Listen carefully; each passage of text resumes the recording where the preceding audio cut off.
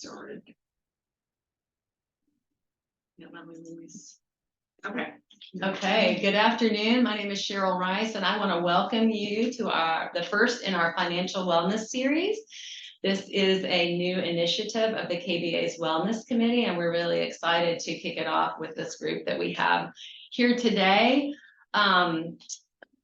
Today's program is going to be a panel discussion, and we're going to talk about kind of mid-career stage financial wellness issues. Our panelists, who will, I'm going to let them introduce themselves to you in just a moment, are, starting with our ladies, Elledge at Sobieski, Messer and Elledge, Vanessa Samano at Samano Law Office, and then we have our gentleman, Mario Azevedo from Azevedo and Landry, and of course, Rusty Harmon, who is a banker here with Smart Bank, which is our sponsor for today. So thank you to Smart Bank for sponsoring this program, and thank you, Rusty, for being with us. Well, thank you.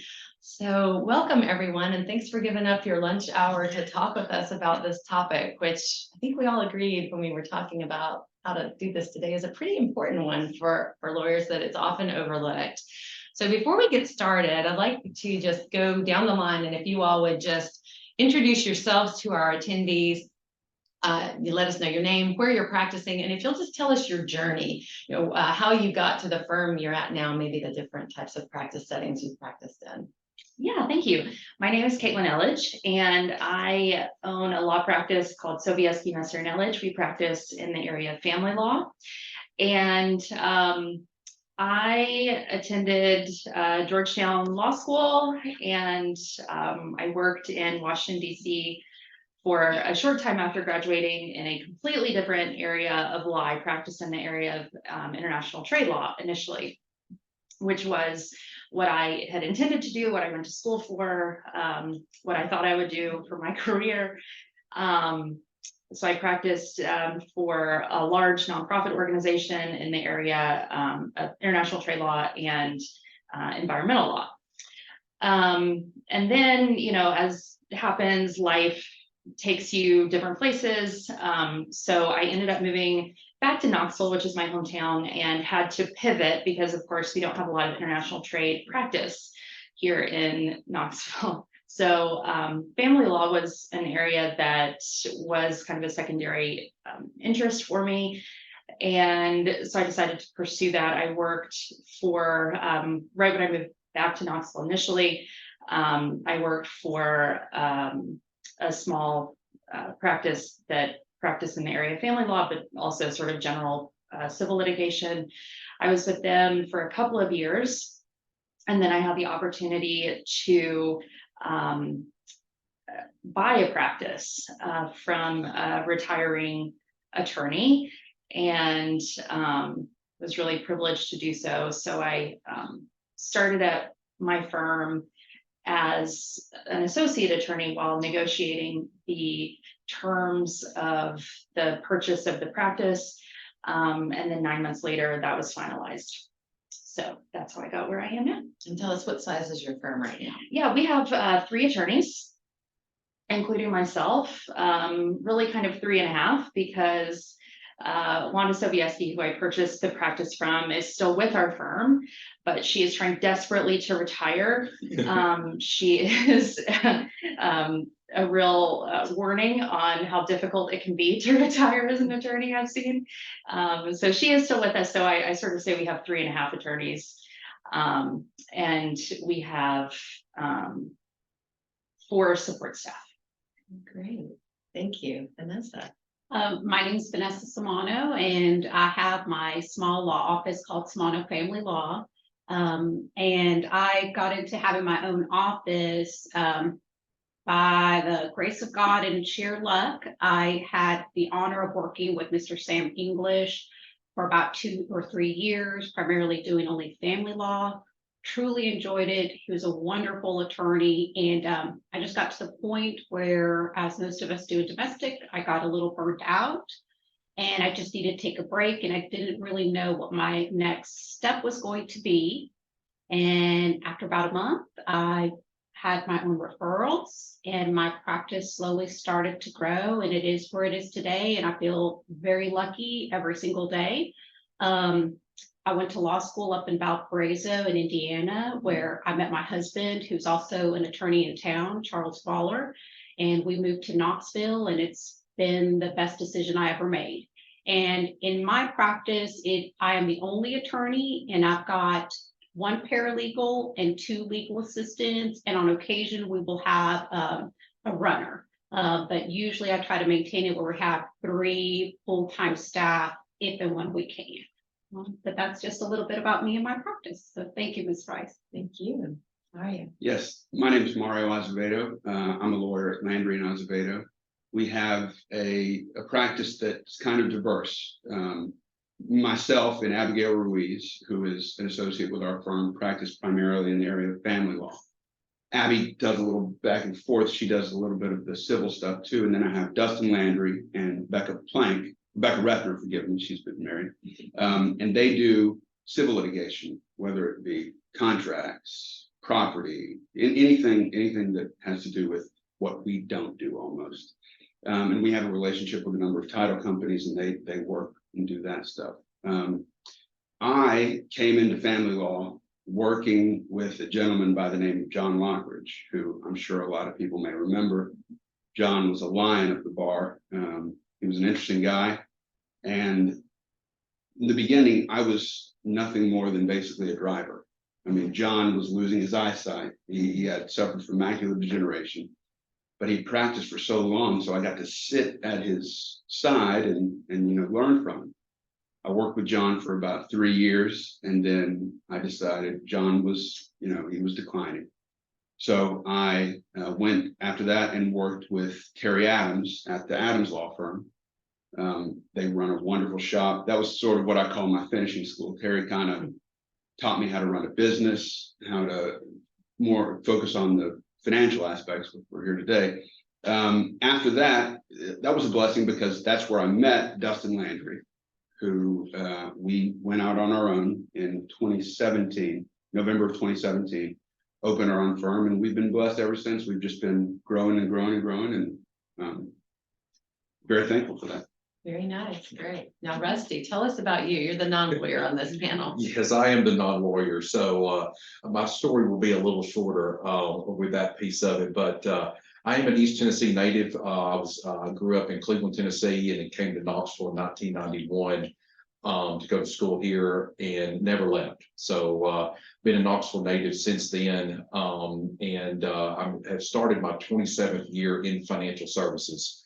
The last 20 to 21 of those have been in the private banking side, working with high net worth individuals, business professionals, law practices, and et cetera, working with all aspects of their banking needs, whether it is on the retirement side, whether it's the financing side, or just the general operating piece of it. And so I have 2 boys and never left here. And so my wife and I will probably always stay in the East Tennessee area and love being here. So Fun fact about Rusty that you all may not know, he was in the Pride of the Southland marching band. And wow. weren't you the drum major? I was drum major, yes. Yeah, Yes. so he's the guy who led the band. Yeah, so 1995 was that, and it was a tremendous honor. Outside of my wife and kids, that was the highest honor I've ever done. And I have to put them first, but that runs a close second with them. So it's a tremendous honor. So thank you for bringing that up. While Peyton was quarterback?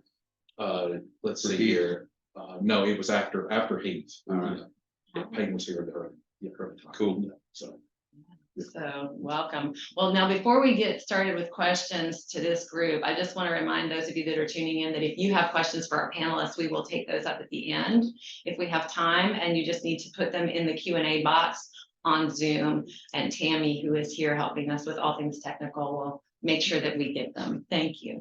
So I'm just going to launch into some questions and let you all, jump in where you'd like to. I may direct a question specifically to one of you or another at some point. But my first question for each of you really is, what are 3 things that you prioritize when trying to keep the doors open, so to speak, with your law practice, when you're the only one, or you're the lead or one of the lead people in a small practice? So a lot of responsibility falls on you, but what would be the top 3 things you feel like you have to prioritize in your setting? Who wants that? Well, I'll start just because I inhaled, deeper than anyone else.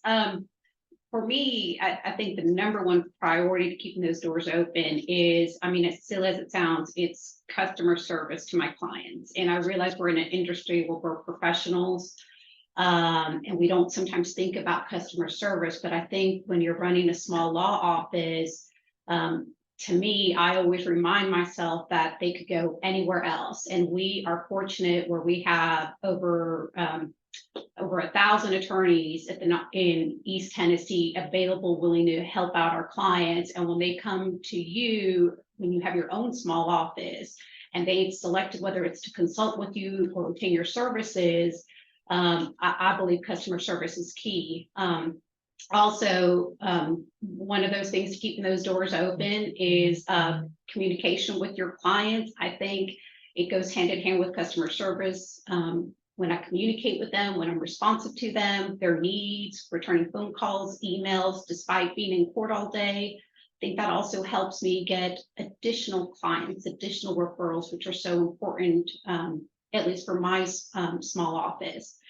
And finally, and I'm not very good at this, it would be billing, sending out those invoices, making sure we keep the lights on, keep our staff paid, paying the rent.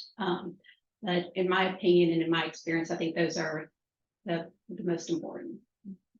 I agree. Those were my 2 points as well. Just to add to the billing component, the good thing about operating a law firm and small law firm specifically is that we do have a lot of control over the way that our practice runs and the income that we have, because our income is directly tied to how much we're working and how much we're billing. So hard work is really kind of what it comes down to. So as long as we're working hard and we're providing our clients with good customer service, things run pretty smoothly.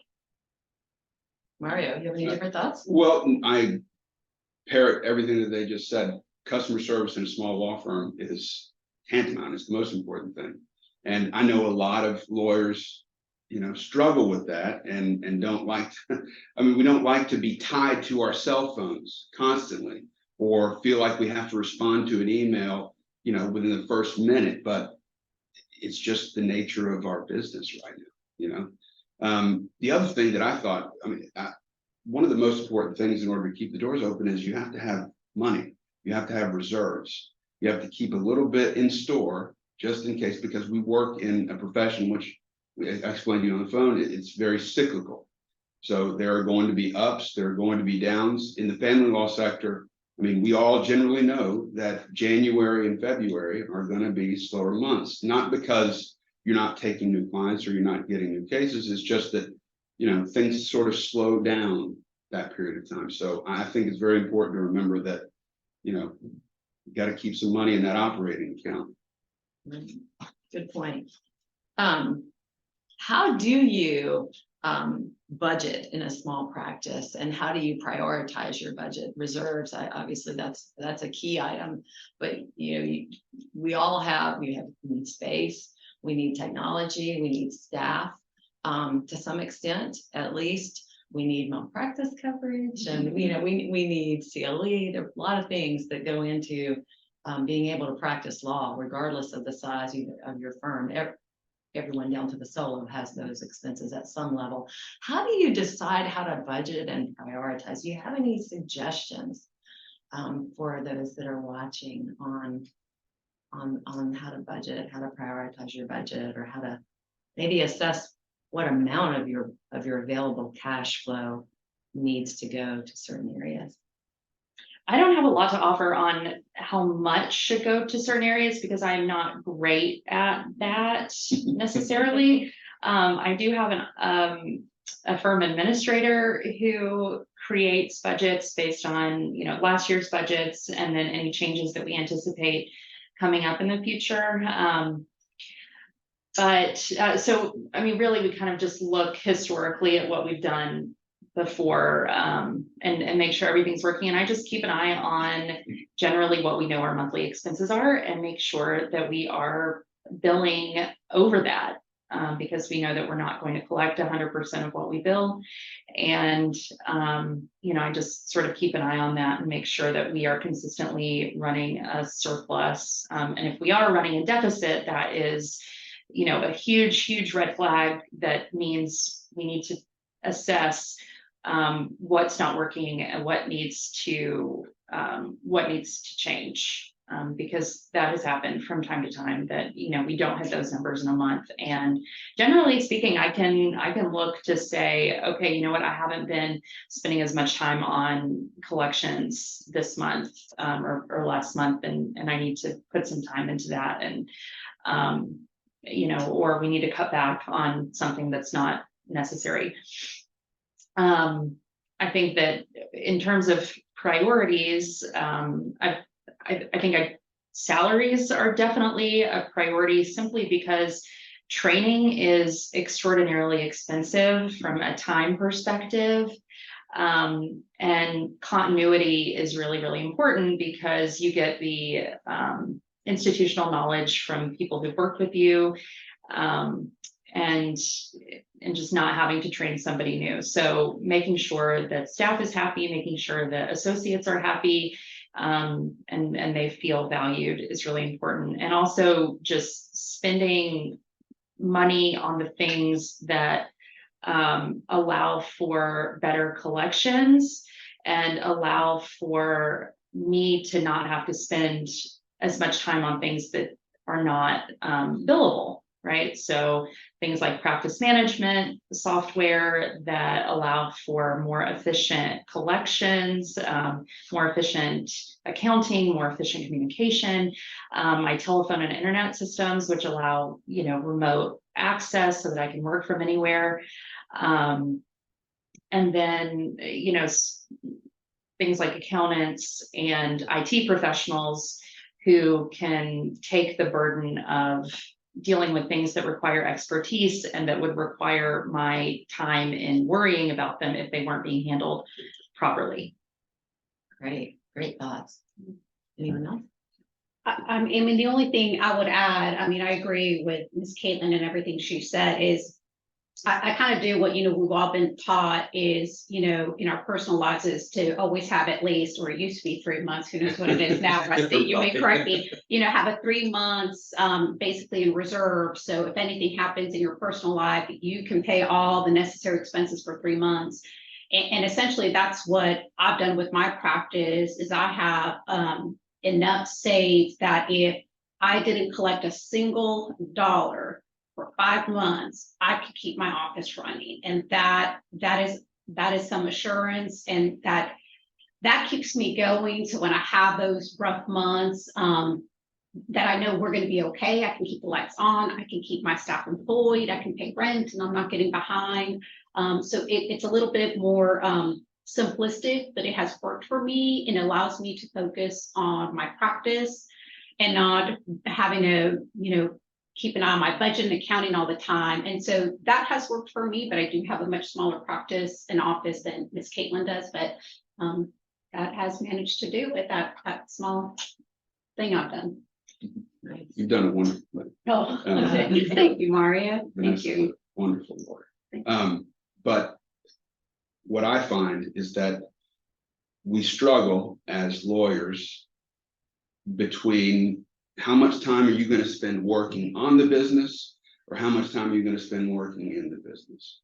That happens all the time. And that's why what Caitlin said with regard to professionals that you can, rely on, I think that's a very important thing. We were blessed. We have a practice manager named Kayla Hensley who interviewed with us when Dustin and I had fold-out chairs in the office. We had no furniture, no nothing.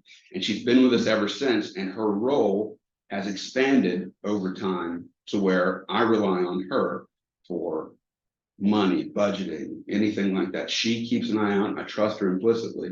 And she tells us if we have something that we need to work on, something that we need to look at. As far as us, we have goals that we want to maintain in our operating account. In our operating account, we want it to be a year in the event that we didn't collect a single dollar, that we could, maintain and keep the doors open. So that's our goal. And then obviously, you have no control over what we keep in the IALTA account. It's just, what we get in and then what gets paid out over time. But we have goals for all that stuff. And I think that that's important as a small business owner, is to remember that goals are important. Having a strategy and objectives that you want to accomplish has kept our doors open, has kept us working. Great.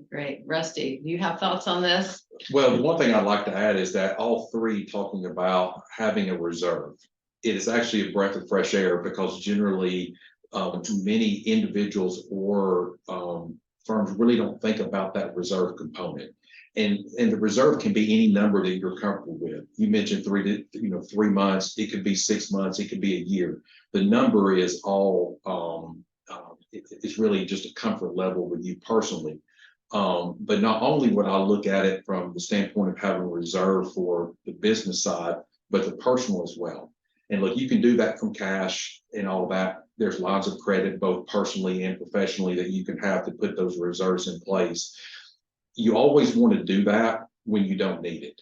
And an example is, I had so many individuals coming to me at the start of the pandemic, whether it was attorneys, whether it was physicians that were surgeons, all now concerned with how am I going to pay my bills. Well, they were then needing the lines of credit in that, and we were able to accommodate. Things were a little more challenging at that point, but if they had put them in place prior, then they were already there when you didn't need them. So I think you always want to do those things before they're actually needed versus waiting until you really do need them at that point. So thank you all for having a reserve and considering that. And those on the meeting, please consider putting those reserves in place for sure. So from my perspective, and I've practiced in a really small firm, and I practice in a large firm now, and it's interesting to hear what you all are saying. I think one of the challenges is when you come out of law school and you open your practice, maybe as a solo practice, I mean, you are really just getting started, and you've got to it takes time to have the cash flow to build reserves. And I think it takes discipline also. So any tips on how to instill the discipline? I think Mario said goals, having goals you're working towards is probably part of it. But are there any tricks to this that we should know, Rusty, or instilling discipline? That is the hardest part. And I would just say, as we try to discipline our children in certain things, we have to take those same thought processes and put it to us. If our kids are needing to do their homework before they go outside and play, or before they get on and do video games, prioritizing that. And I think from the goal perspective, prioritizing what is important to you. Is retirement important? It may not be important to us at this moment, but in 10, 15, 20, 30 years, wherever it is, as your partner, as Caitlin's partner is looking to retire, you've got to have those things started early. And so I think in prioritizing, it's about being as disciplined as we are with our kids and finding what is important there, and then outlining those goals going forward. So Great. Keelan, you mentioned technology and how you're using practice management systems and things like that to help take some of the burden off of you. Because I think that's the real struggle when you're in a small office, is knowing that you have to provide the service to the clients, like Mario said, and you also have to run the business behind it. And there are only so many hours in every day, right? And we're all trying to figure out how to maximize those and spend time, outside of work with loved ones and in personal interests and on wellness, perhaps, other things. So talk to me a little bit, if you wouldn't mind, about technology and maybe sourcing technology, for people that are thinking maybe I need to leverage technology a little bit more. What's a good place to start, and what types of is your practice management software a financial client management software? Is it a document management program? What do you have? Yes, so we have a comprehensive practice management program. We use one called Practice Panther. We don't use 100% of its functionality. I feel like that's probably the case for most people in their practice management software. We use parts of it that align with the way that you operate your practice, and you just have to figure out what works for you. So we use it as a financial system. So that's how we bill our clients. That's how we track our time. It includes a client portal, so we're able to communicate with clients, send documents back and forth. It has document automation, so we can create forms. We can send documents that need to be signed by our clients. I went a couple of years ago to the ABA Tech Conference convention. I was in Chicago a couple of years ago. I went with my legal administrator. And so we had the opportunity there to talk to a number of reps from these software companies and figure out, what felt right for us, and just get a feel for these companies, because one thing that's really important to keep in mind with software, especially big software programs, is that you have to differentiate between the sales side of these companies and the customer service side, because a lot of times these companies will have really slick sales departments and these people who are great. And then once you buy in, their customer service isn't necessarily as good as their sales. And the customer service part is really the important part. So you want to get to know both and source from other attorneys their experiences with the actual operation of these software programs. So helpful hint, hopefully. There. Sounds like a lesson learned. Lessons learned. But all of these software companies, they offer trials, so you can use the software for a period of weeks or months, and you can often negotiate for additional trial time with them, because they ultimately want you to buy it, and so they'll kind of give you whatever you want. So take advantage of those. I found those to be useful as well. Great tip. Great tip. What do you all have to say about technology? And I know technology is expensive. It is. I think that the point that Caitlin made, which is important, is what we're doing right here, talking to other lawyers to find out what worked for them, what doesn't work. For us, we tried out a number of companies. We ended up with Clio, which is a really, it's integrated flawlessly in our practice. And I feel like I should have Kayla up here talking, because she's the one who, talks to the reps. They seem to have wonderful customer service with us. And it makes our job easier. It makes our ability to communicate with clients. They know what they're billed. They know they're billed on a given day, right? They know exactly what is in their account, what's in their trust account. So it facilitates with the transparency that we're trying to instill in our practice. And this isn't an ad for Clio, but it's good. It's good.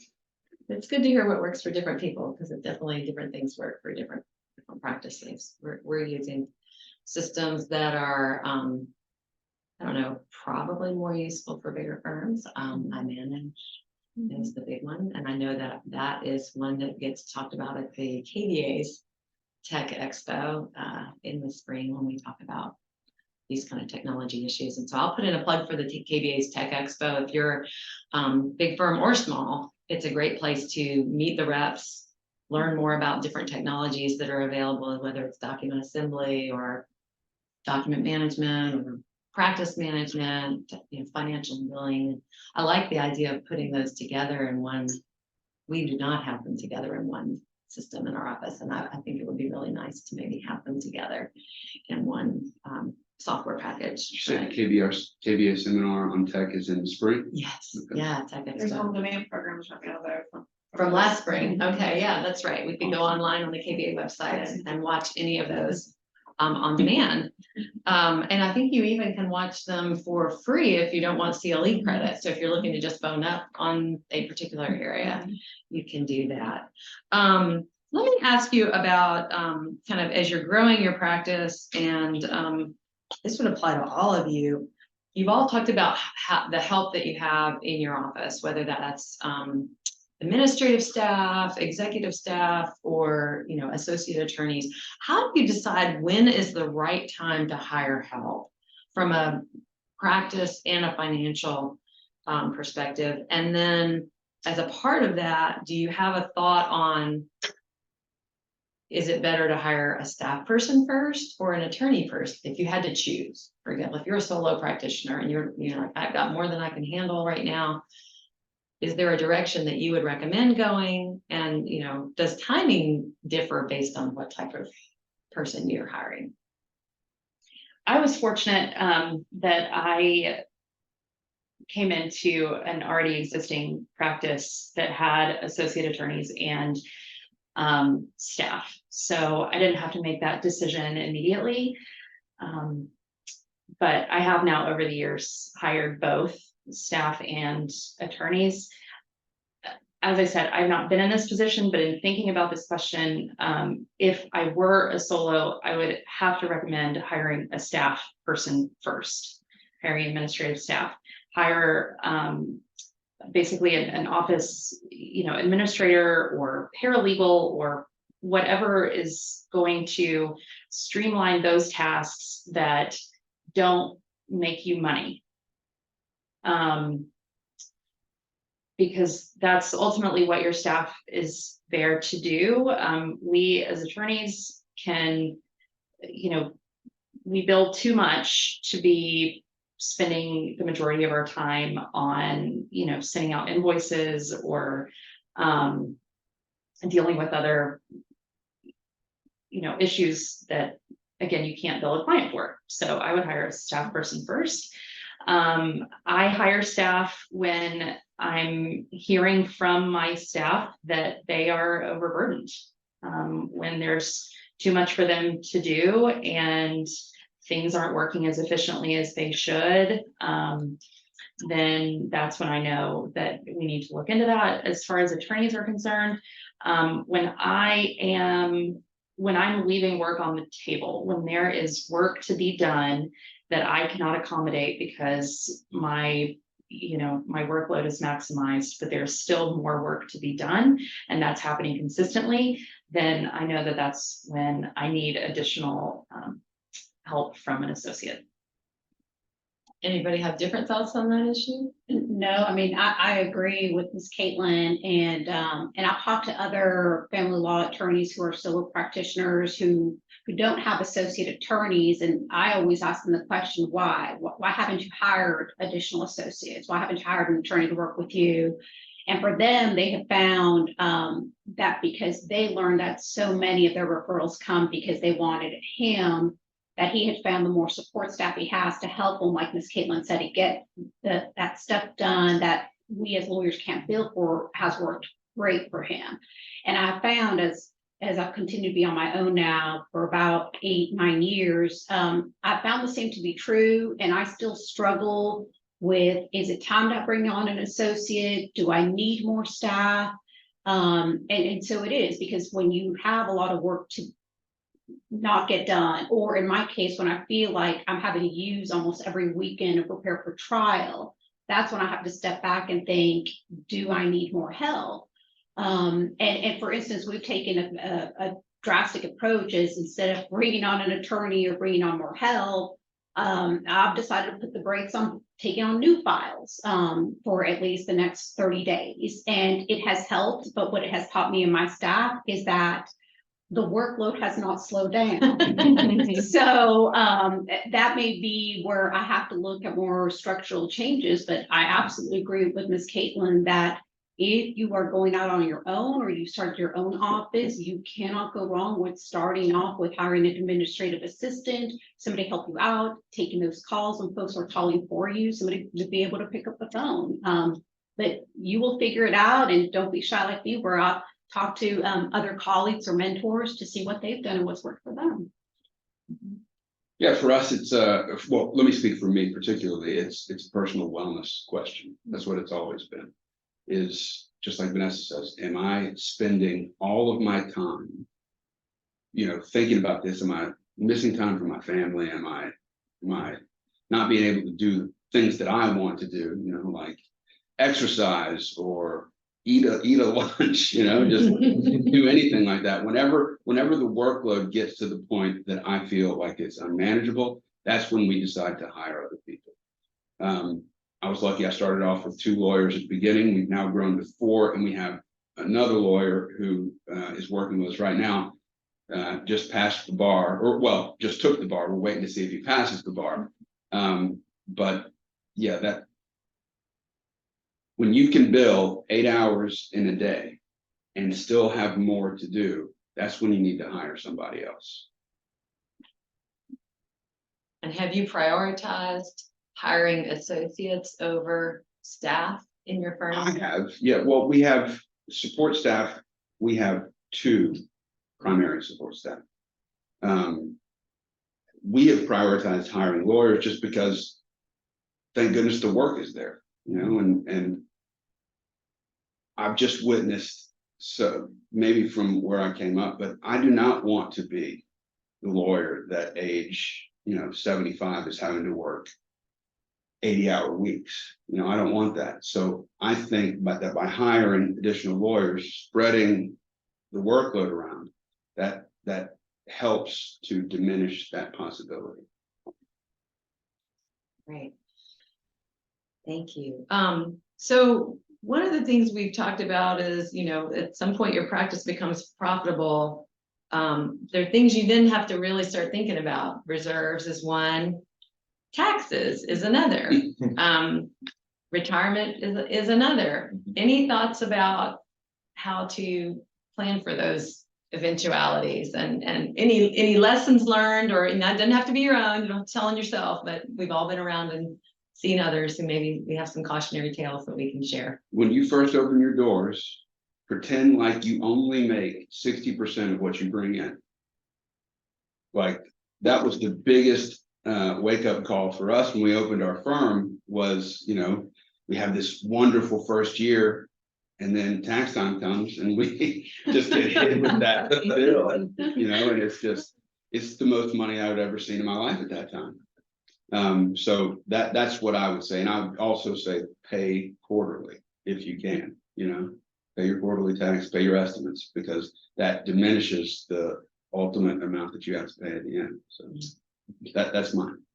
My husband, when I first went out on my own, for the first 2-3 years, similar to Mario, I was like, wow, I can't believe I'm earning this much. I'm so blessed. I felt so lucky. And my husband would constantly remind me, it is not your money. That's you right. owe the IRS every time. And so he got me to a point where then I went the other way, where I was afraid to spend anything. And I made sure those quarterlies were spent. And sadly, I've seen a lot of I've learned from clients who were very successful business owners, made tremendous amounts of money, did not prioritize paying those quarterlies or taxes.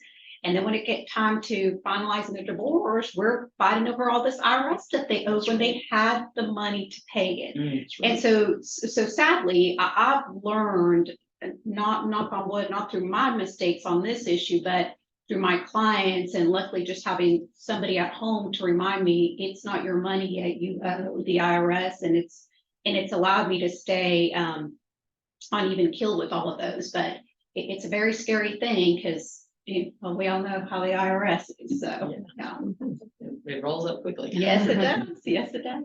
Yes, ma'am. I keep a designated savings account that gets a deposit automatically every pay period, such that each month I'm saving what I anticipate owing, plus a little bit extra just in case. And those numbers are based on whatever last year's taxes were, again, plus a little bit more just in case. And so it's just an automatic tool that I use to make sure that money is there. And then when it's time to pay the quarterly taxes, you have the funds available in that account. So you're not, looking at your operating account thinking that you have more money than you do, because that's coming out of your operating account into a separate account. So that's what I found that works. Great suggestions, all of them. And I like the idea of kind of taking it out of your own operating account. It's a forced savings that you're doing. And, we read the horror stories of attorneys who end up taking funds from client trust accounts and things like that. And I think sometimes if you're not planning and you're desperate, that becomes perhaps the more palatable option, whether it should never be, but when you're in a stressful position, people look for things. So planning is definitely the option. Rusty, talk Yeah, about the that. one thing I would actually add to that is treat it like a monthly budget item, which is what Caitlin's doing. It's you have your utility bill, you have your cell phone bill, you have this, well, you have your quarterly divided into monthly, and it becomes just part of the monthly bill. And if you do that, then you're not having to, feel like you're needing to pull from reserves, or you're afraid you can't find the money, or do something, unfortunately, like trying to look at pulling out an IOLTA account, or anything like that. Just budget. And if you do that on a monthly basis or pretty close to it, then the funds will be there at that point. So absolutely. Let me ask this question. We talked about how to recruit, or how you all view recruiting and hiring. What do you think staff and younger attorneys are looking for from employers today? And what matters most to the people you're recruiting? I don't necessarily know any of this as a fact. But with that being said, I think that what people have seemed to appreciate is a level of flexibility in their work.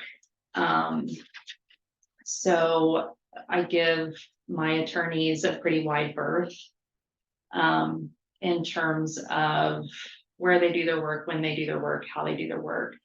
And I tell them right from the beginning, as long as the clients are happy and as long as the hours are being billed, you're an attorney, you've gotten this far in life and in your career, and you have earned a level of trust and respect such that, you can manage yourself accordingly.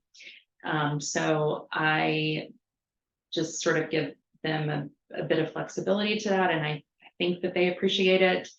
And we provide the software necessary to allow people to work remotely when they need to do that, both in a phone system such that they can get on an app on their phone and connect into our phone system, as well as our practice management software, which also has an app, so you can go through your internet browser or through an app on your phone. So I think they like that.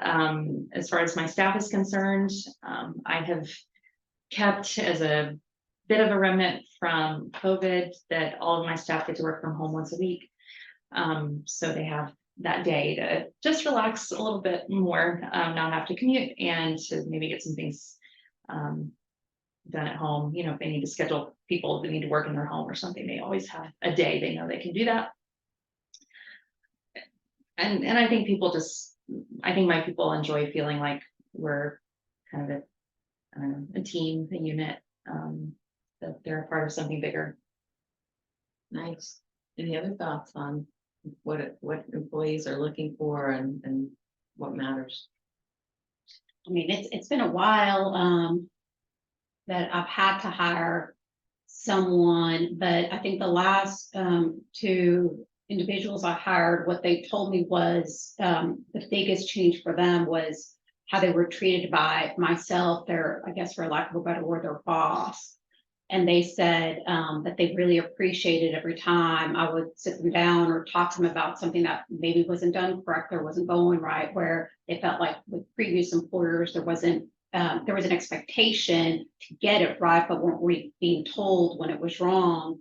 And so, besides the obvious about, being compensated well, being given bonuses to continue to be motivated, I think that's what I've heard is a lot of the feedback is that they appreciate that I can sit them down and talk to them where things haven't escalated to the point where I'm raising my voice or they feel kind of caught off guard.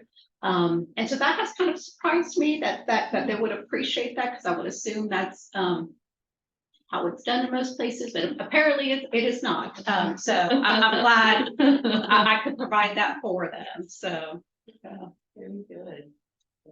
Look, for us, it's culture. I think that's what sells people that want to come to work with us. That's what we try to inculcate, is a culture of, we kind of hands off, like Caitlin said, we, if you're an adult, you're a lawyer, we expect you to do your work, but how you do your work, or just as long as it gets done and people are satisfied, we're satisfied, and we try to have office meetings. It doesn't always happen, but we try on at least a monthly basis to have a meeting with everybody in the same room to talk about what we're going to do for that month, what our goals are.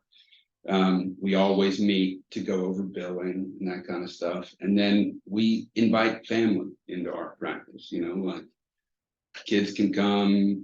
If you come to see where we're at, we're west, we're not downtown, we're off Ebenezer. So it's way more laid back. We have fireplaces in the conference rooms, and I find myself sitting in there hanging out all the time. It's just a more kind of laid back culture, and the people that we've hired have seemed to enjoy that. Nice. Interesting thoughts. What about, you mentioned benefits or bonuses and things like that. What about benefits and insurance, retirement for your staff or your associates? Do any of you all have thoughts on those types of employee retention strategies, but they're also cost strategy, cost issues associated? We offer, I'll speak for our firm, we offer after a year, our employees start to get a 401k that we match. Health insurance after 60 days that we pay half of, they pay the other half. And we pay all bar dues, CLEs, that kind of stuff. Now, if Taylor's here, she'd tell me something else, but that's what we do. That's what we offer. I don't know if that's an example for anyone else, but that's what we offer. Yeah, we do the same with the 401k. It's after 1 year, and we match. What was really important to me personally when I came in as a single person was health insurance. So we didn't have a health insurance plan when I took over my firm because historically our employees were all married and under their spouse's plan. But there was at least one employee at the time where that was not the case. And I was not married and needed insurance. So I started looking into that. And so we offer health insurance where we pay a portion and the employee pays a portion. We pay for parking. We offer a gym membership. All of the bar dues and licensing fees and CLEs. And I always tell people when I'm offering people jobs, I tell them the benefits and I say there may be more, but my office administrator will have to. I can never remember the full scope of things. But yeah, I think the retirement, I think those benefits are really important. The way that I think about it is that if I can't operate a business with the number of employees that I have, without offering those kind of just pretty, standard employee benefits, then I'm probably not running a great business and I probably have no business doing it. And so either I need to get out of it or I need to do it better, because I just feel like that's, kind of a responsibility of employing people. I agree with what Ms. Caitlin is saying. And just to add to what Mr. Azevedo and Ms. Elledge have said is what I also do, and I learned this from a firm I worked out in California during the summers, and it was a bigger firm, but they always fed us all the time. They had breakfast, they had lunches. They would have a sweet runner, which was sometimes me, pick up coffees for everyone. And I always thought it was the greatest thing. And maybe it was because I was unmarried, still in law school. And I thought it was great. So one of the things we always do at my office, even when I'm not there, is they have the business AMX and lunches on the house all the time. Starbucks is just because, to me, anything I can do to fuel my staff, making sure it's just those extra perks. And so they all think it's kind of silly, but they do appreciate it. I think it's something else I've kind of learned from a firm from many years ago, and I don't know if they still do it. But what I don't try to do is make sure that I'm overcompensating with these things, but that, like Ms. Caitlin said, that their salaries don't reflect it, or they're not getting compensated with bonuses. Because while I too appreciated, being fed breakfast and lunches at that firm many years ago, it meant a lot to me that they also took care of me with my salary even back then. And so I try to make sure I do the same thing with the staff. It's not to say I'm not giving you raises, but here's a nice lunch. So it's a balance that I think my staff have enjoyed that as a little benefit. Yeah, well, certainly I can imagine how that was as a law student. You're thinking this is So I thought it was the great. greatest Yeah. thing. I thought it was the greatest thing, especially with breakfast. I thought this was wonderful. Well, They didn't yeah. teach me that in law school. But I think that's smart. Not only do people perform better when they're not hungry, right? But also you're doing some team building in that, right? Yes. There's a team aspect to that you're all a big family together. Yes, So, absolutely, neat thought. absolutely. And I don't always pick the lunch, just so Mhm. y'all know. We definitely make sure we get whatever Whatever everyone they else want. wants to. Yes, yes. That's good. That's good. Rusty, do you have any thoughts on this type of topic? Yeah, and it's not, putting your employees, their interest at heart, making them feel special, making them feel part of the team, making them feel part of the organization. And the only thing I'll add is really on the retirement piece of it, real quick, is no matter what size firm you can have a retirement plan. It can be a sole practitioner. There are different plans out there, and you've got to find which makes the most sense for the size firm, what you're looking for. And there's so many different factors, when to add employees, and you all are adding them at a year mark, and just different factors that can go through. But start early with something. That would be the one thing I'd say, especially for those that are just getting started, and you feel that maybe there's not a way that I can budget, or there's enough in there to operate our business. You need to start with something. Retirement gets there very quickly. And if we are putting away even the smallest percentage, not even the max, I think max for this year is 22.5 if we're under 50, and 30,000 if you're over 50.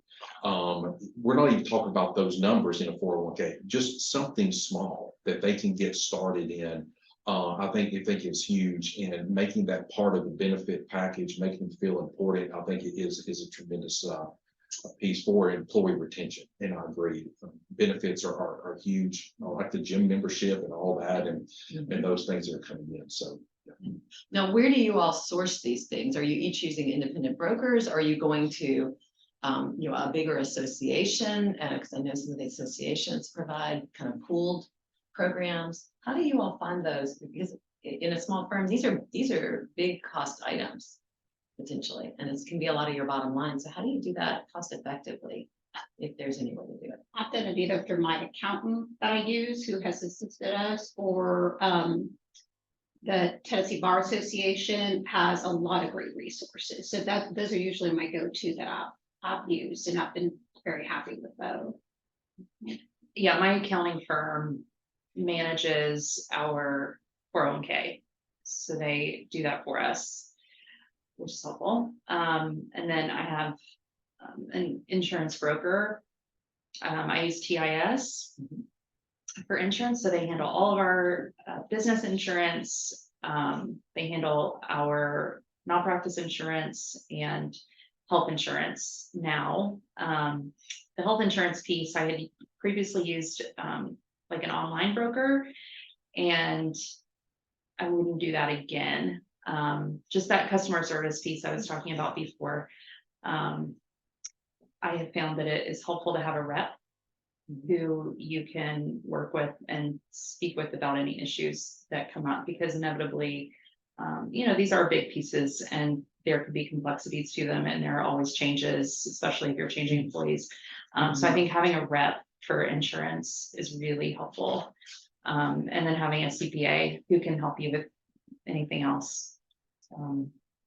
That, and I think as far as our benefits go, those are the two sources we have.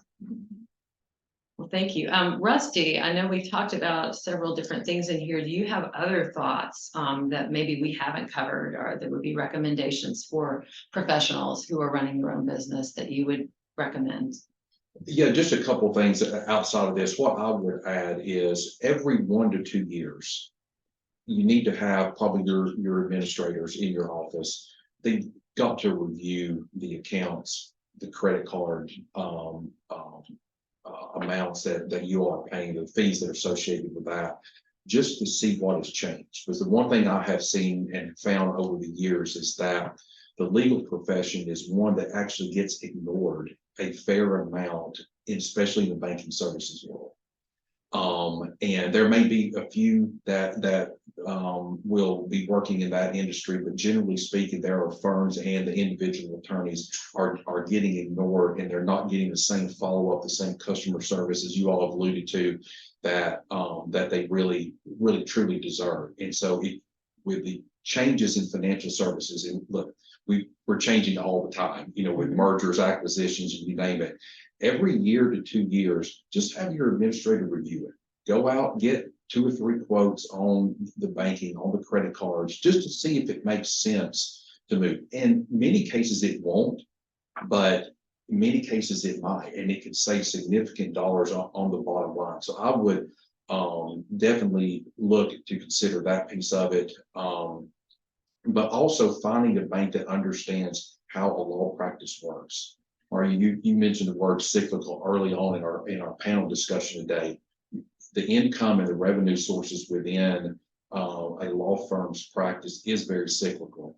And if there's ever a credit need, whether that's buying equipment, maybe you're moving offices, maybe whatever the case may be, and though that institution and or banker does not know and understand the cyclicalness of your firm, it may be a lot harder to find financing options at that point. So find someone that understands that business, that you trust. And when you do that and you look at it every couple of years, you always will know that you have kind of the right setup that works for you at that point. So those are just a couple other things that I would add real quick to everything else that you all have discussed today. So.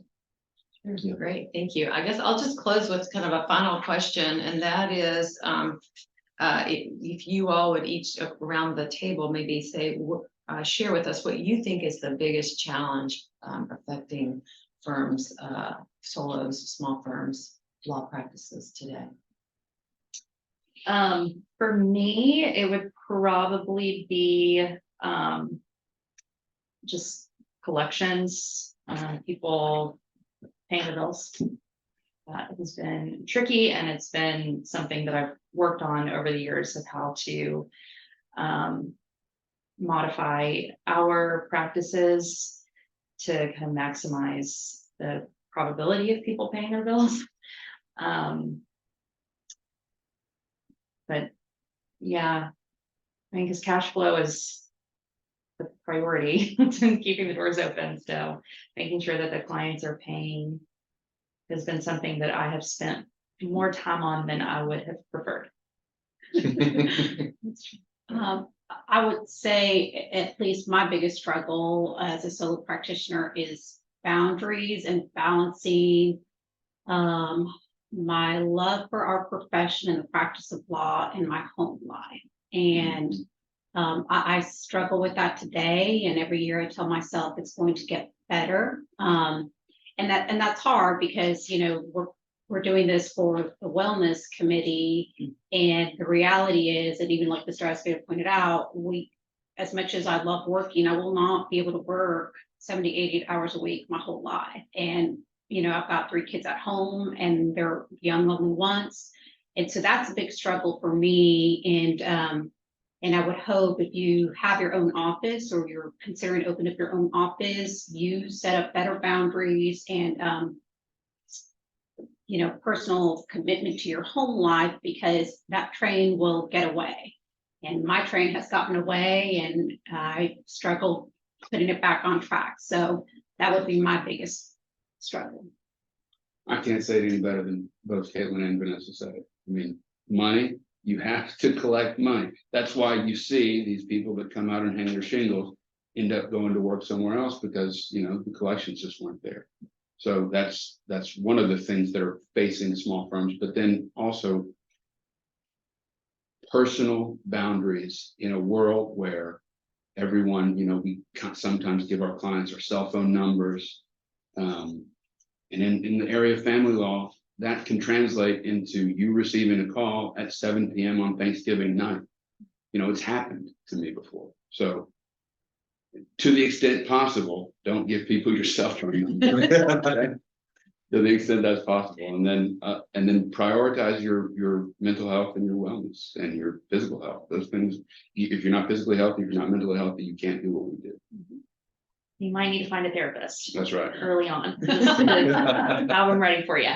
Yeah. Good thoughts. Do we have time for any questions today, Tara? Where are we? We don't have any questions at this point. The only question I have, any of y'all hiring at this point in time? So, sorry, just personal question. Okay. We are hiring. We are, because like I said earlier, we stopped taking new clients for about 30 days now, and we're actually going to extend it, and the workload has not slowed down. So we're either looking to add more administrative staff or adding an additional paralegal. So yes, we are hiring. You have some great, y'all seem wonderful to work for, great benefits, so it's awesome. We are also hiring attorneys with some experience. I will put that caveat out there. We are not hiring right now. All right, Rusty, are you hiring? We're always hiring. So. All right. Well, thank you so much. Thanks to each of you for being here and sharing your experiences and your insights. And it's been a really illuminating conversation. And I think I've learned a lot from each of you. So I appreciate your time. And I know that the folks that are watching remotely do too. Thanks for having us. Thank you. Appreciate it.